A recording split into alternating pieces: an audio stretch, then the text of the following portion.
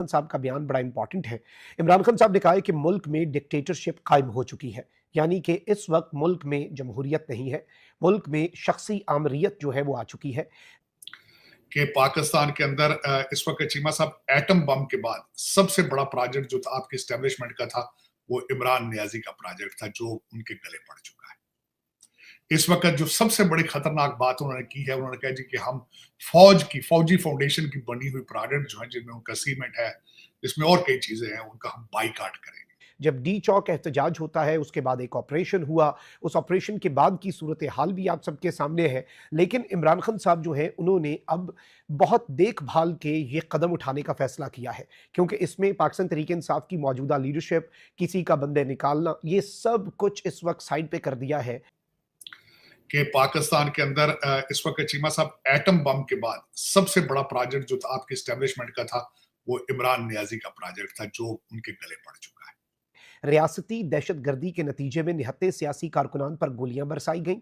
अब ये कह रहे हैं कि स्टेट की तरफ से दहशतगर्दी, ये टर्म रियासती दहशतगर्दी, इससे पहले अगर मैं as a student of journalism और पॉलिटिक्स बात करूं तो हम मकबूजाबादी में भारत के लिए इस्तेमाल किया करते। उसको इनहेंस कर दिया है।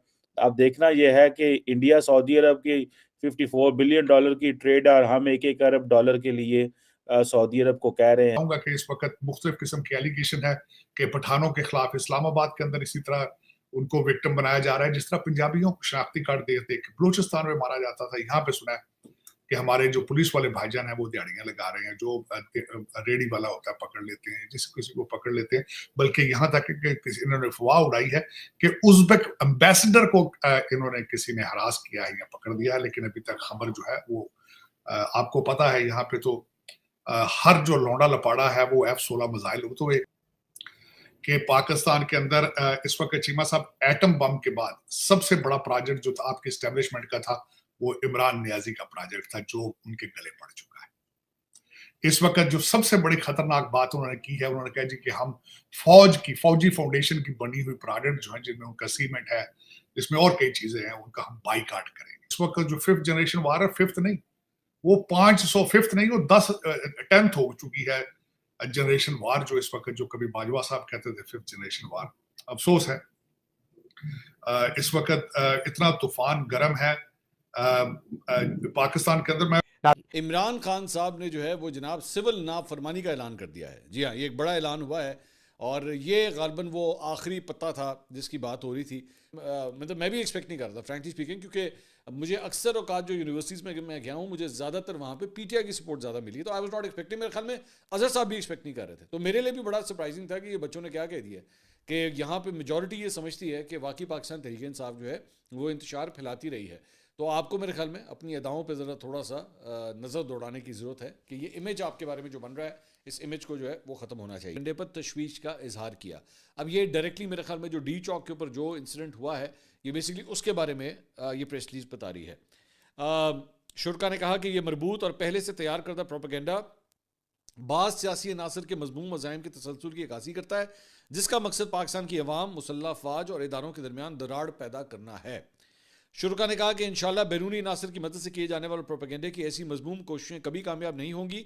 ये ज़रूरी है कि हुकूमत बेलगाम गैर अखलाकी आज़ादी इज़हार राय की आड़ में जहर उगलने, झूठ और माशरती तकसीम का बीज बोने के खात्मे के लिए सख्त कवानीन और जवाबित बनाए और उन पर अमल दरामद कराए। अटक रही थी तो जाके फेटअप को इस बात के ऊपर मनाया और बैठ के दुनिया जहान के बैंकिंग के हवाले से इस्लाहात लेकर आए कि हुंडी के कारोबार को बंद करना है और बैंकिंग सेक्टर को जो है वो ठीक करना है।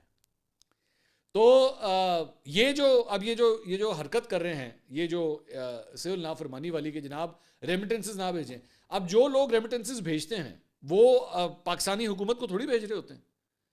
बेसिकली तो वो डॉलर या पाउंड या कुछ भी यूरोज वगैरह जो भी बाहर से भेजते हैं, वो अपनी फैमिलीज को भेज रहे होते हैं, उनको सपोर्ट करने के लिए भेज रहे होते हैं ना। ये रेमिटेंसेस पाकिस्तान को इस तरह आती है। वज़ीर कराम, सूरत हाल यकसर तब्दील हो चुकी है और इमरान खान ने आइंदा के लाया अमल का ऐलान कर दिया है।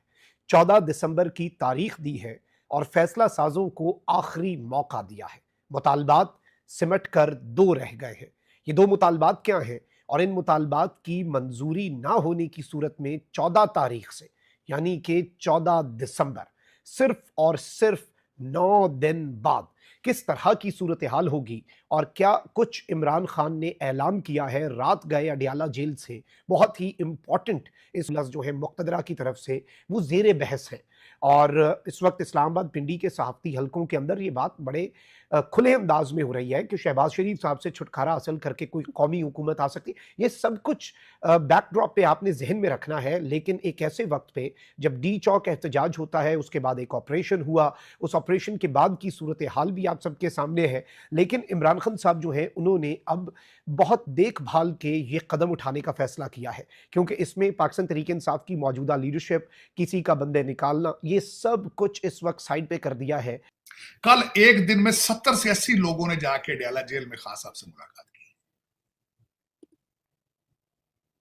70 से 80 लोग, जिसमें शेख रशीद साहब हैं जिन्होंने बाहर आके कहा कि खान साहब ने मेरी चुम्मी भी ली है। चीमा साहब, जब जेल ही जेल ना हो, आपसे क्या उम्मीद करके, क्या उम्मीद? अदालतें अदालतें नहीं है, जेल जेल नहीं है, ये क्या मजाक है, क्या मजाक? इमरान खान साहब का बयान बड़ा इंपॉर्टेंट है।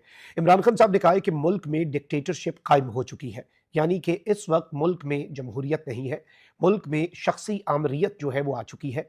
रियासती दहशत गर्दी के नतीजे में निहत्ते सियासी कारकुनान पर गोलियां बरसाई गईं। अब ये कह रहे हैं कि स्टेट की तरफ से दहशत गर्दी, ये टर्म रियासती दहशत गर्दी, इससे पहले अगर मैं as a student of journalism और पॉलिटिक्स बात करूं तो हम मकबूजाबादी में भारत के लिए इस्तेमाल किया करते हैं। 13 दिसंबर जो है, ये इमरान खान साहब ने डेट दे दी है। पेशावर में जो शोहदा हैं, पाकिस्तान तहरीक इंसाफ के इस एहतजाज में जान की बाजी हारने वाले जो लोग हैं, इमरान खान साहब ने ये ऐलान किया है कि उन्हें खराज तहसीन पेश करने के लिए और उन्हें ग्लोरीफाई करने के लिए कि उनकी कुर्बानी जो है वो रायगा नहीं जाएगी। पाकिस्तान तहरीक इंसाफ एक बहुत बड़ा इज्तिमा पेशावर में करेगी और इस इज्तिमा में अपोजिशन की जमातों को भी शिरकत की दावत दी जाएगी।